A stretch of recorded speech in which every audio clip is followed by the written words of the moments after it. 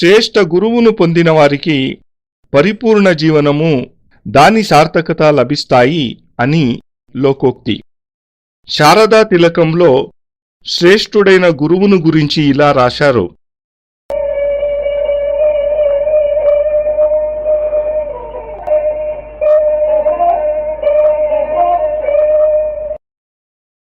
మాతృత పితృత శుద్ధ శుద్ధభావో జితేంద్రియ సర్వాగమానాం సారజ్ఞ సర్వశాస్త్రార్థతత్వవిత్ పరోపకార నిరతో జప పూజాది తత్పర అమోఘవచన శాంతో వేద వేదార్థపారగ యోగ మార్గానుసంధాయి దేవతా హృదయంగమ ఇత్యాది గుణ సంపన్నో గురు సయేవ సమ్మత.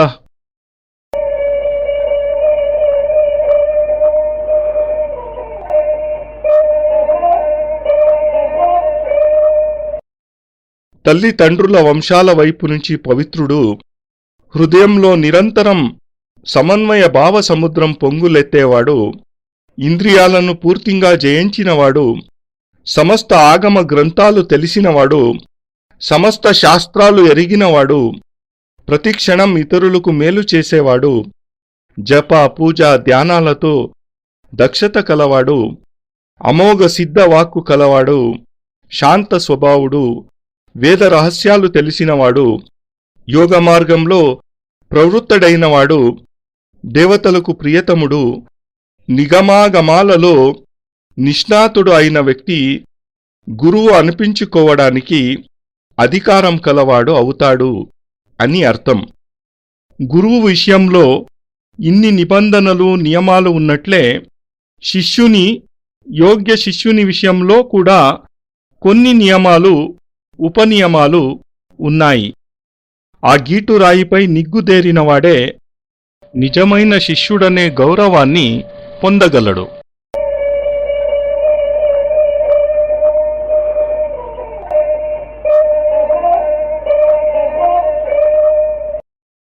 శిష్యకులీన శుద్ధాత్మా పురుషార్థపరాయణ అతీతవేద కుశలదూరముక్తమనోభవ హితైషీ ప్రాణినాం నిత్యం ఆస్తికస్త్యక్తనాస్తిక స్వధర్మనిరతో భక్త్యా పితృమాతృహితోద్యత వామనఃకాయ వసుభిర్గురుశుశ్రూషణే రతః త్యక్తాదిమానో పురుషో జాతి విద్యాధనాదిభిః గుర్వాజ్ఞాపాలనార్థం హి ప్రాణవ్యయరతోద్యతః విహత్య చ స్వకార్యాణి గురుకార్యరతః సదా దాసవన్నివసేద్యస్తు గురౌ భక్త్యా సదా శిశుః కుర్వన్నాజ్ఞాం దివారాత్రౌ గురుభక్తిపరాయణః ఆజ్ఞాకారీ గురుశిష్యో మనోవాక్కాయ కర్మభిః మంత్రపూజా రహస్యాని యోగాయతి సర్వదా త్రికాలమ్యో నమస్కుర్యాదాగమాచారతత్వవిత్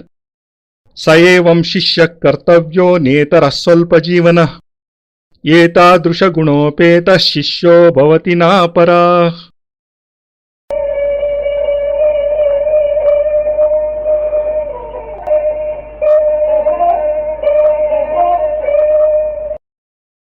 శిష్యుడు నిరంతరం పురుషార్థ సాధనలో పరిశ్రమలో నిమగ్నుడై ఉండాలి.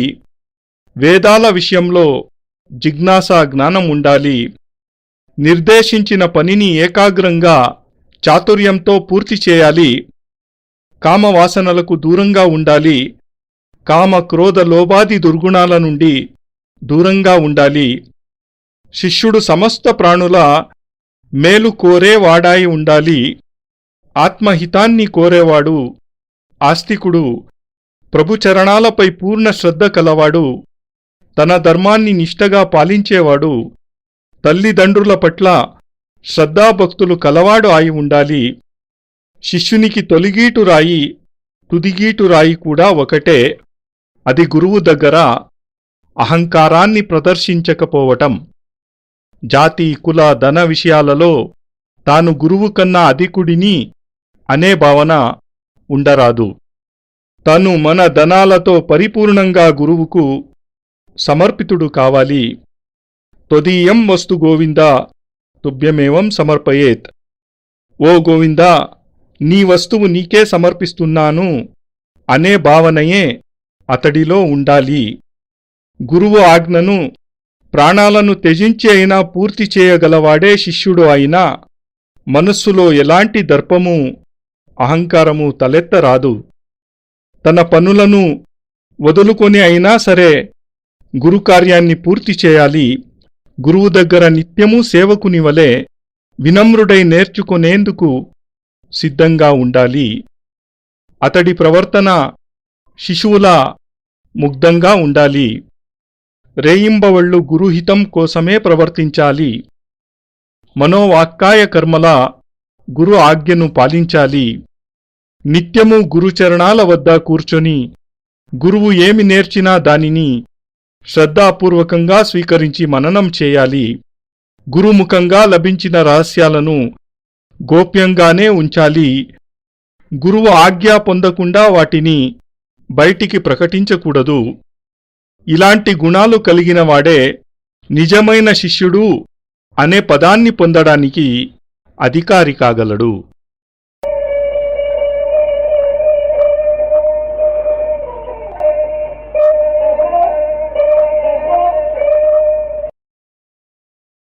నా జాతకంలో గ్రహాలు ఎలా కూడి ఉన్నాయో ఈశ్వరుడికే తెలియాలి.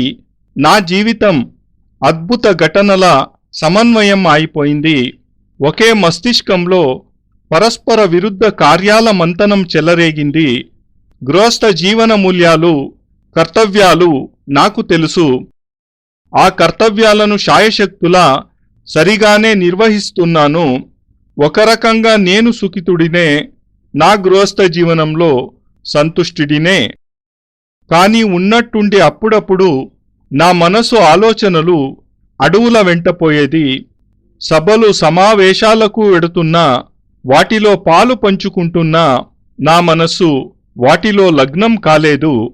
దట్టమైన గోరాటవులలోనికి పోవాలని కోరికగా ఉండేది. సాధు సంతుల సాన్నిధ్యంలో గడపాలనే కోరిక బలవత్తరం అవుతూ ఉండేది. ఆ కోరిక తట్టుకోలేనంత తీవ్రమైపోయినప్పుడు ఇంటిలో చెప్పి కొద్ది రోజులు దూరంగా ఉన్న అడవులలో తిరిగేవాడిని. ఎవరి చరణాల వద్ద కూచుంటే మనస్సుకు పూర్ణ శాంతి లభిస్తుందో, మానసిక భారం తేలికైపోతుందో అలాంటి సాధువులు దొరకటం నా అదృష్టం. మళ్ళీ ఇంటికి తిరిగి వచ్చి గృహస్థ జీవనంలో మునిగిపోయేవాడిని. వైరాగ్య సుఖాన్ని ఏ భావంతో అనుభవించానో అదే నిస్పృహ భావంతో గృహస్థ సుఖాన్ని అనుభవించేవాడిని. దుర్లభమైన వైరాగ్య రసాన్ని చెవి చూసిన తరువాత మళ్ళీ ఈ గృహస్థ జీవనంలో ఎందుకు ఇరుక్కుపోతావు అని కొందరు హితైషులు నన్ను అడిగేవారు. వైరాగ్య సాధన ఎలాంటి తపస్సో గృహస్థ జీవనాన్ని కూడా అలాంటి తపస్సుగానే నేను భావిస్తాను అని చెప్పేవాడిని. ఈ సందర్భంలో నా సహబంధువు స్వామి ప్రభుపాద చెప్పిన కథ గుర్తుకు వస్తోంది. ఆ కథ ఇది. ఇద్దరు అన్నదమ్ములు ఉన్నారు. వాళ్ళిద్దరి మధ్య 2 ఏళ్ల వయస్సు తేడా. వారికి 16-14 ఏళ్లు ఉండగా వారి తండ్రి మరణించాడు. తండ్రి మరణంతో వారిలో పెద్దవాడు గృహస్థ జీవితాన్ని వదిలి వైరాగ్యాన్ని అవలంబించి ఒక సాధువుకు శిష్యుడైపోయాడు. చిన్నవాడు ఏం చేస్తాడు? తల్లిని చెల్లిలని పోషించాలి, ఇంటి దగ్గరే ఉండిపోయాడు. కొన్నాళ్లకు పెళ్లి చేసుకుని నియమబద్ధంగా గృహస్థ జీవనాన్ని సాగిస్తున్నాడు. ఇలా 20 ఏళ్లు గడిచిపోయాయి. అన్నగారి జాడులు లేవు. ఉన్నట్టుండి ఒకరోజు ఆ అన్నగారు కాషాయ వస్త్రాలతో తమ్ముడి ఇంటికి వచ్చాడు. తమ్ముడు తల్లి దగ్గర కూచుని భోజనం చేస్తున్నాడు. అతడి భార్య రొట్టెలు చేసి వేస్తుంది. తమ్ముడితో పాటు అతడి 3-4 పిల్లలు కూడా ఒకే కంచంలో భోజనం చేస్తున్నారు. వాళ్ల వయస్సు 8 ఏళ్ల వరకు ఉంది. అన్నగారిని చూడగానే తమ్ముడికి ప్రేమ పొంగులెత్తింది. మంచం వేసి కూచోబెట్టి పాదాలకు నమస్కరించబోయాడు. అన్నగారు పాదాలు వెనక్కి లాక్కొని, ఒరే, నువ్వు ఇప్పటి వరకు ఈ సంసార నరకంలోనే పడి ఉన్నావా? ఈ పిల్లల వెంటబడి పరలోకాలను నాశనం చేసుకుంటావెందుకు అని అడిగాడు. తమ్ముడు ఇలా చెప్పాడు, నువ్వు వెళ్ళిపోయావు, నేను మిగిలిపోయాను. నేను వెళ్ళిపోతే ఇంటిని పట్టించుకునేదెవరు? అమ్మకు ఎవరు సేవ చేస్తారు? చెల్లెలికి ఎవరు పెళ్లి చేస్తారు? ఒరీ మూర్ఖుడా, ఎవరి కర్మను అనుసరించి వాళ్ళు బ్రతుకుతారు. అది సరే కాని నిన్ను పెళ్లి చేసుకోమని ఎవరు చెప్పారు? ఈ చిన్న చిన్న కీటకాలను, సంతానాన్ని కని పోషించమని ఎవడు చెప్పాడు? చూడు, నేను 20 ఏళ్లు తపస్సు చేశాను, నా తపశ్శక్తి చూడు అని అంటూ తన అగ్నిపూర్ణ నేత్రాలతో ఎదురుగా ఉన్న చెట్టు మీది పక్షిని చూశాడు. మరుక్షణం ఆ పక్షి విలవిలా కొట్టుకుంటూ కిందపడి చనిపోయింది. చూడు నా శక్తి, నా కన్నులలోని జ్వాల, నా తపస్సు, నేను ఈ సిద్ధిని సాధించాను. నువ్వు జీవితాన్ని వ్యర్థం చేసుకున్నావు. నువ్వు ఏ సిద్ధిని పొందగలిగావు అని ప్రశ్నించాడు అన్నగారు. తమ్ముడు చిరునవ్వు నవ్వి, నిజానికి 20 ఏళ్లలో పక్షిని చెట్టు మీది నుంచి పడవేసి చంపే సిద్ధిని పొందావు. దానితో ఏముంది? అదిగో నీ ఎదురుగా నీళ్లు గ్లాసు ఉంది. నువ్వు లేవకుండా దానిని నీ దగ్గరికి రప్పించుకోగలవా అని అడిగాడు. ఊహూ, అంత సిద్ధి ఇప్పటి వరకు పొందలేదు అన్నాడు అన్నగారు. అయితే ఏమిటి, నువ్వు ఏమి చేయలేవు కదా అని అన్నాడు. తమ్ముడు నవ్వి, నేను నా సిద్ధిలో, నా తపస్సుతో ఇక్కడే కూచుని ఆ గ్లాసుని నా దగ్గరికి రప్పించుకోగలను అన్నాడు. అన్నగారు చకితుడయ్యాడు. నవ్వుతూ, ఓహో, చూపించు, నీ తపశ్శక్తిని చూపించు అన్నాడు. తమ్ముడు తన 6 ఏళ్ల కొడుకుని పిలిచి, పప్పు, ఆ గ్లాసు ఇలా తీసుకురా అన్నాడు. 6 ఏళ్ల పప్పు దానిని తీసుకొని వచ్చి ఇచ్చాడు. తమ్ముడు నవ్వుతూ, అదుగో నా సాధన చూడు, నా తపస్సు చూడు. ఈ గృహస్థ జీవన తపస్సును చేయడానికి నేను ఎంతో కష్టపడ్డాను. సంతానానికి జన్మని ప్రసాదించటం, వారిని పెంచి పోషించటం అదేమి తక్కువ సాధన కాదు. ఈ సాధన వైరాగ్య సాధన కన్నా కఠినమైనదే కాని సరళమైనదేమీ కాదు. నువ్వే చూశావు కదా, నేను కదలకుండా కూచుని నా తపఫలంతో ఆ గ్లాసుని నా దగ్గరికి రప్పించుకున్నాను అన్నాడు. అన్నగారు కర్తవ్యతా విమూఢుడైపోయాడు. నిజానికి గృహస్థ జీవన సాధనే అధిక కఠోరము, ఫలదాయకమును. ఆ క్షణంలోనే అన్నగారు కాషాయ వస్త్రాలు త్యజించి తమ్ముని పాదాలంటి గృహస్థ జీవనంలోనికి ప్రవేశించాడు. ఇదంతా చెప్పడంలో నా ఉద్దేశ్యం ఏమిటంటే, సాధన చేయడానికి విభూతి పూసుకోవటం, కాషాయ వస్త్రాలు ధరించటం ఆవశ్యకాలు కావు. గృహస్థ జీవనంలో ఉంటూ కూడా మనం సాధనా క్షేత్రంలో ప్రవేశించి పరిపూర్ణ సాఫల్యాన్ని పొందవచ్చు అని చెప్పడమే. నా అగ్రజ గురు సోదరులు పీఠాధీశ్వరులు స్వామి సర్వదానంద సఫల యోగ సాధన గృహస్థ జీవనంలోనే సాధ్యం అంటారు. ఎందుకంటే గృహస్థ జీవనంలో పరిపూర్ణ తృప్తి అనుభవంలోకి వస్తుంది కనుక సాధనలో ఎలాంటి ఆకలి దాహము దరికి రావు అని ఆయన భావం. ఒకసారి ఆయన ఇలా చెప్పారు, యోగా మంత్ర తంత్ర సాధనలో నువ్వు ఎంత నిష్ణాతుడవో, ఎంత అధిక సాఫల్యాన్ని పొందావో అంతకంతా గృహస్థునిలా కనిపించు, వ్యర్థమైన ప్రదర్శనలు చేయవద్దు, లేకుంటే జనం నిన్ను బ్రతుకనివ్వరు. అతి సాధారణునిలా కనిపించు, ఎంత రెచ్చగొట్టినా మహిమలు ప్రదర్శించడానికి దిగవద్దు. రోజంతా సాధారణ గృహస్థులాగే ఉండు.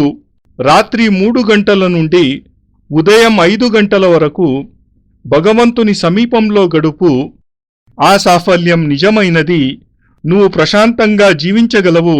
లేకపోతే ఈ ధన పిపాసులు నిన్ను ఆకాశానికి ఎత్తేసి పని కాగానే తిరిగి చూడకుండా పోతారు. ఆయన చెప్పిన ఈ మాటలు నాకు శిరోధార్యాలైనాయి. నిజానికి మోసం కపటం నిండిన ఈ లోకంలో సుఖంగా బ్రతకాలంటే సాధారణ జీవనం, సాధారణ వేషభూషలు, సాధారణ ప్రవర్తన అవసరం.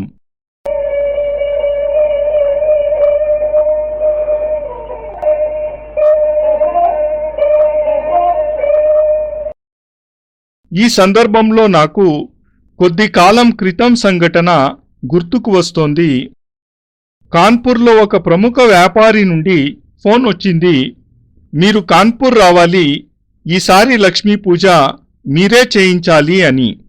నేను వేరే పనుల్లో ఉన్నాను, దీపావళి రోజుకు కాన్పూర్కు వెళ్ళలేను, అందువల్ల మర్యాదగానే రానని చెప్పాను. 3వ రోజో 4వ రోజో ఢిల్లీ నుంచి ఆయనే మళ్లీ ఫోన్ చేశాడు. పండిట్జీ, నేను జోధ్పూర్ వస్తున్నాను, మీరు నా కోరిక మన్నించి తీరాలి. ఆ మాట చెప్పి ఫోన్ పెట్టేశాడు. నేను మౌనంగా ఫోన్ పెట్టేశాను. 6వ రోజున ఆయన జోధ్పూర్కు వచ్చి హోటల్లో దిగాడు. నన్ను కలవడానికి వచ్చాడు. నేను కార్యాలయానికి వెళ్ళాను. ఆయన ఇంటికి వచ్చాడు. ఇంటి నుంచి ఫోన్ రావటంతో నేను తిరిగి వచ్చాను. ఆ వ్యాపారి ఇంటి దగ్గర ఉన్నాడు.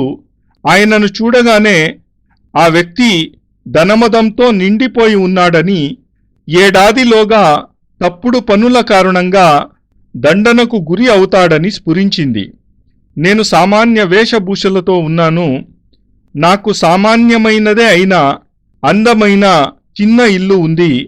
దానిని చూసి ఆయన నిరాశపడిపోయి, మీ పేరు ప్రఖ్యాతులు విన్నాను, కాని మిమ్మల్ని చూస్తే నిరాశ కలుగుతుంది అన్నాడు. ఎందుకు అని అడిగాను. మీరు ఇంత చిన్న ఇంటిలో ఉంటున్నారు. నాకు 2 ఎకరాల విస్తీర్ణంలో భవంతి ఉంది. నౌకర్లు చాకర్లు ఉన్నారు. మరి మీరు అన్నాడు. నేను నవ్వాను.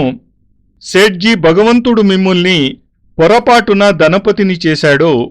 నిజానికి మీరు ఇల్లు కట్టే తాపీ మేస్త్రి, కూలివాడు, చర్మకారుడు, రజకుడు కావలసింది. ఎందుకంటే మీరు మనుష్యత్వాన్ని చూడటం లేదు. ఇంటిని మెరుపులీనే చర్మాన్ని, రంగులీనే బట్టల్ని చూస్తున్నారు, అవునా? సరిగ్గా చెప్పాను కదూ అన్నాను. అతని ముఖం వివరణమైంది. అయ్యా, చిత్తం లాంటి మాటలకు రేయింబవళ్ళు అలవాటు పడిపోయిన మనిషికి ఇలాంటి కఠిన శబ్దాలు మింగుడు పడలేదు. నేను చిరునవ్వుతో, సేట్జీ, నేను ఇత్తడి పళ్ళెంలో తిని సంతుష్టుడిని కాగలను. వెండి బంగారు కంచాల మీద ఆశ నాకు లేదు. కానీ సేట్, ఒక్క విషయం గుర్తుంచుకో, లక్ష్మీ చంచలమైనది, చేజారిపోయేది. లక్ష్మీ వచ్చేటప్పుడు రొమ్ము మీద తన్ని వస్తుంది. అహంకారంతో మనిషి ముఖం ఆకాశం వైపు లేస్తుంది. నేల మీద చూపు నిలబడదు. కానీ లక్ష్మి వెళ్ళిపోయేటప్పుడు వెన్నుమీద తన్నిపోతుంది. ఎందుకు? అప్పటి వరకు ధనమదంతో ఆ వ్యక్తి ఎవరికీ సహాయం చేయడు. ధనం పోయాక పశ్చాత్తాపపడతాడు. సిగ్గుతో అతడి కన్నులు నేలకు అతుక్కొనిపోతాయి, పైకి లేవవు అన్నాను. అతడు సందేహంగా, కానీ పండిట్జీ, మీరు జౌహరి ఇంటిలో లక్ష్మీ పూజ చేయించినప్పుడు అతను చాలా విపన్నావస్థలో ఉన్నాడు. మీరు పూజ చేయించినప్పటి నుంచి అతడి జీవితంలో మార్పు వచ్చింది. 2 ఏళ్ల స్వల్ప వ్యవధిలో లక్షలు కోట్లతో ఆడుకుంటున్నాడు. అతడు నా స్నేహితుడే. అతని జీవితంలో ఏ విషయమూ నా దగ్గరకు దాచడు అన్నాడు. నేను నవ్వుతూనే, సేట్జీ, ఆ సమయంలో కూడా అతని కన్నులు దయాపూర్ణంగా ఉన్నాయి. కోటీశ్వరుడైన అతని కన్నులు ఆకాశానికి అతుక్కుపోలేదు, నేలపైనే నిలబడి ఉన్నాయి అన్నాను. సేట్జీ నా చిన్న ఇల్లు, సాధారణ జీవనం చూసే ఆశ్చర్యం ప్రకటించాడు. ఎవరి సైగమాత్రం చేత నిర్మాతలు లక్షలాది రూపాయలు కురిపిస్తారో, ఎవరికి అత్యున్నత మంత్రులతో కుటుంబ సంబంధాలున్నాయో అలాంటి వ్యక్తి పెద్ద భవంతిలో ఎందుకు నివసించడం లేదు? దర్జా అయిన జీవితం ఎందుకు గడపటం లేదు? ఇది అతని ఆశ్చర్యం. ఏడాదిన్నర తర్వాత ఉత్తరప్రదేశ్కు వెళ్లే అవకాశం వచ్చింది. ఆ సేట్జీ జూదంలో, గుర్రపు పందెలలో సమస్తాన్నీ పోగొట్టుకున్నాడని, భవంతి వేలం ఆయిపోయిందని, ప్రస్తుతం అద్దె ఇంటిలో ఉంటున్నాడని తెలిసింది. సిగ్గుతో నన్ను కలవడానికి కూడా రాలేకపోయాడు. ఆ విషయం తెలిసి ఒక శిష్యుని తోడు తీసుకుని అతని ఇంటికి వెళ్ళాను. ఆతిథ్య సత్కారాలు స్వీకరించిన తరువాత అతని చేత లక్ష్మీ పూజ చేయించాను. ఇప్పుడు అతడి కళ్ళు నేల మీద ఉన్నాయి.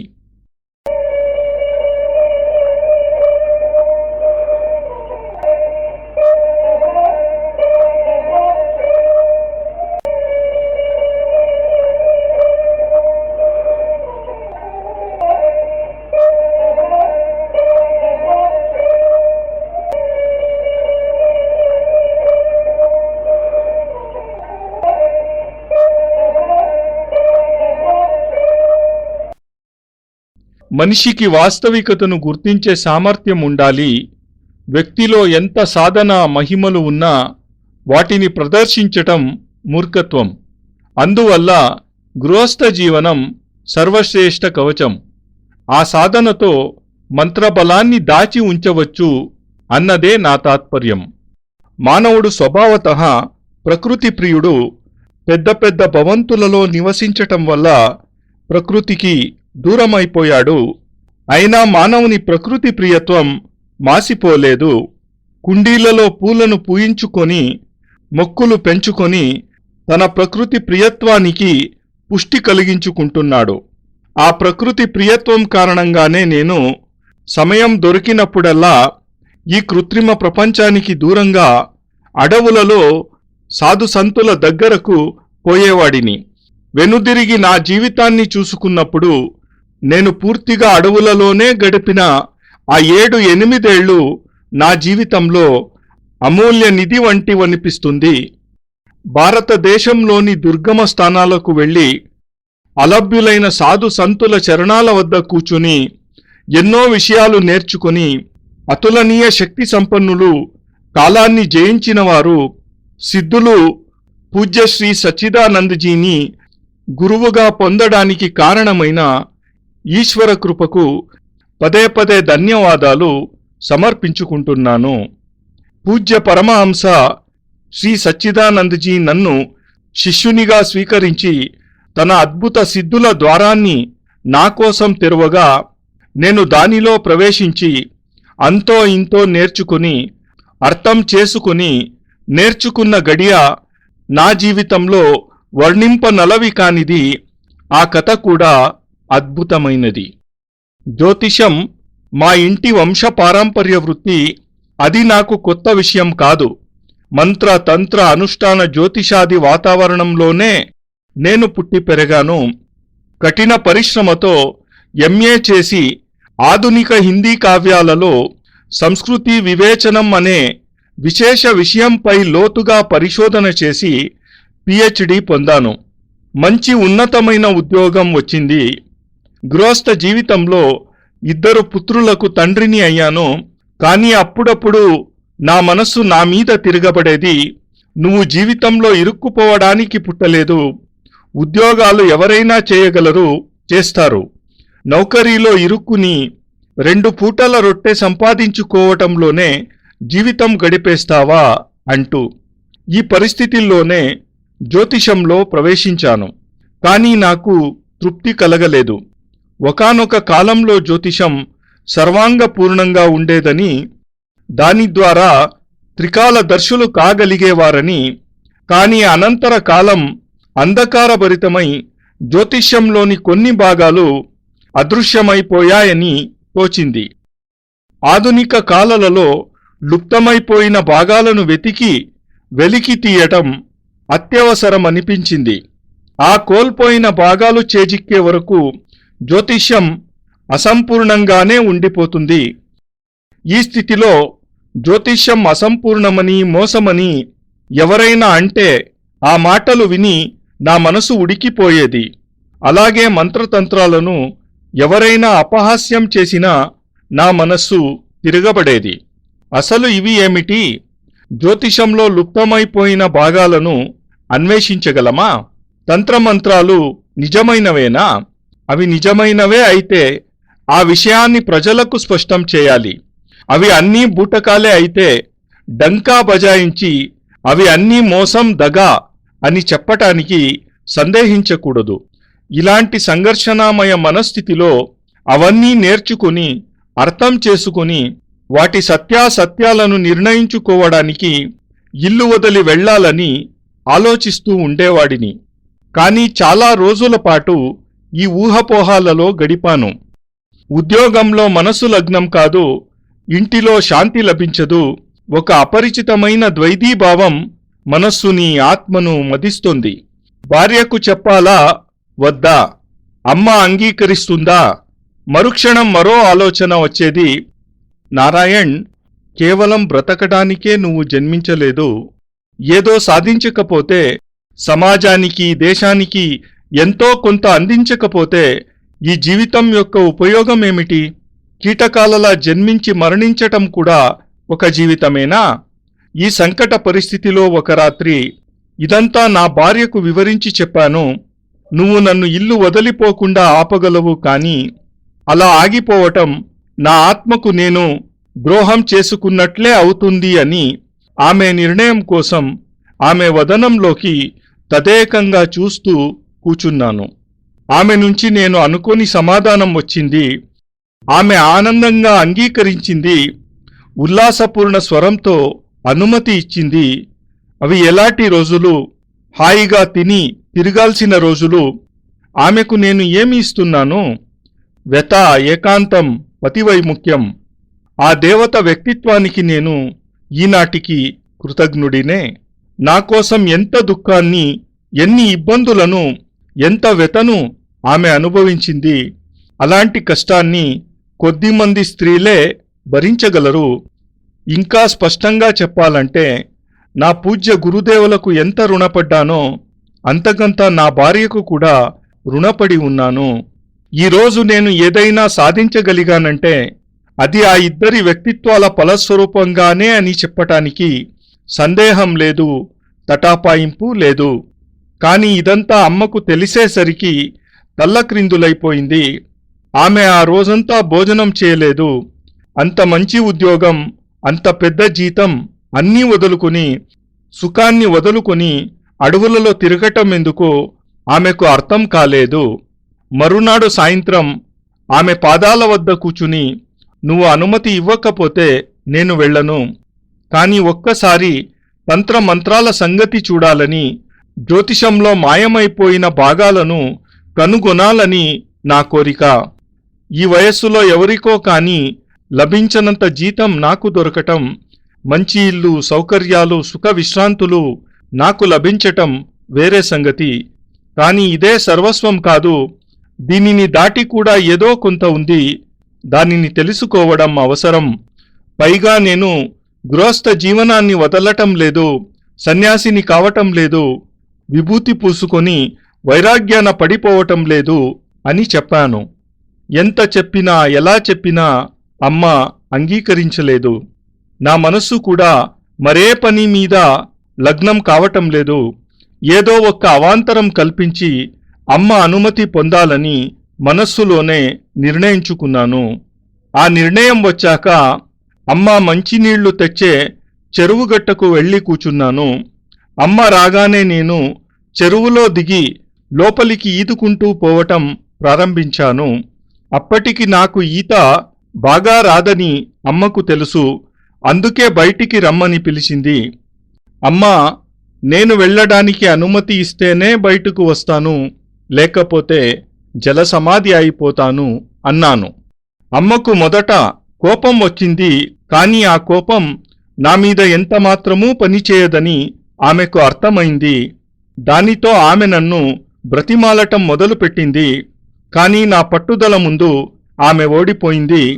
చివరకు గుండె రాయి చేసుకుని, నారాయణ్, బయటకు రా, ఎక్కడకు వెళ్ళాలనుకుంటే అక్కడికి వెళ్ళు, కాని ప్రాణత్యాగం చేయకు.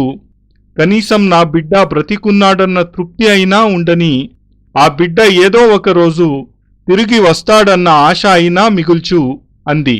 అమ్మ అనుమతి ఇచ్చింది.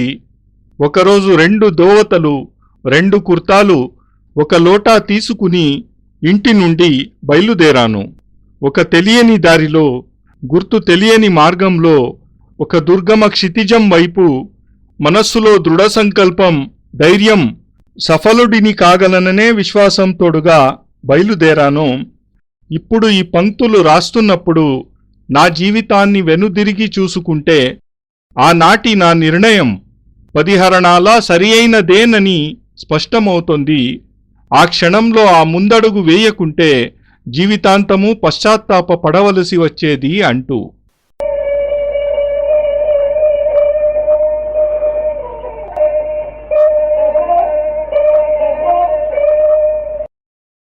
నారాయణోత్వం నిఖిలేశ్వరోత్వం మాతా పితా గురు ఆత్మా త్వమేవం బ్రహ్మాత్వం విష్ణురుద్రాత్వమేవం సిద్ధాశ్రమోత్వం గురువం ప్రణమ్యం త్వమేవ మాతా చ పితా త్వమేవ త్వమేవ బంధుశ్చ సఖా త్వమేవ త్వమేవ విద్యా ద్రవిణం త్వమేవ త్వమేవ సర్వం మమ దేవ దేవా.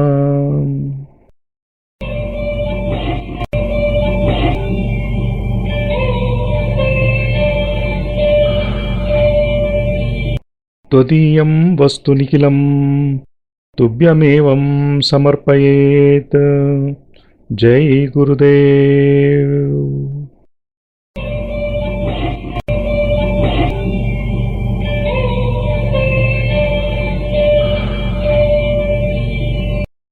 ಪರಮಪೂಜ್ಯ ಗುರುದೇವ್ ಯೋಗಿರಾಜ್ ಸ್ವಾಮಿ ನಿಖಿಲೇಶ್ವರಾನಂದಜಿ ಮಹಾರಾಜರ ಪವಿತ್ರತಮ ದಿವ್ಯ ಚರಣಾರವಿಂದಗಳಲ್ಲಿ ಸಪ್ರೇಮಪೂರ್ವಕ ಸಮರ್ಪಣೆ ಈ ಭಾವಾನುವಾದ.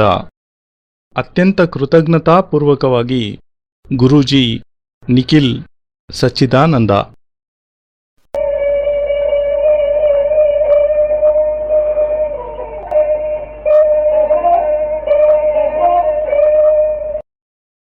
ಜೈ ಗುರುದೇವ್.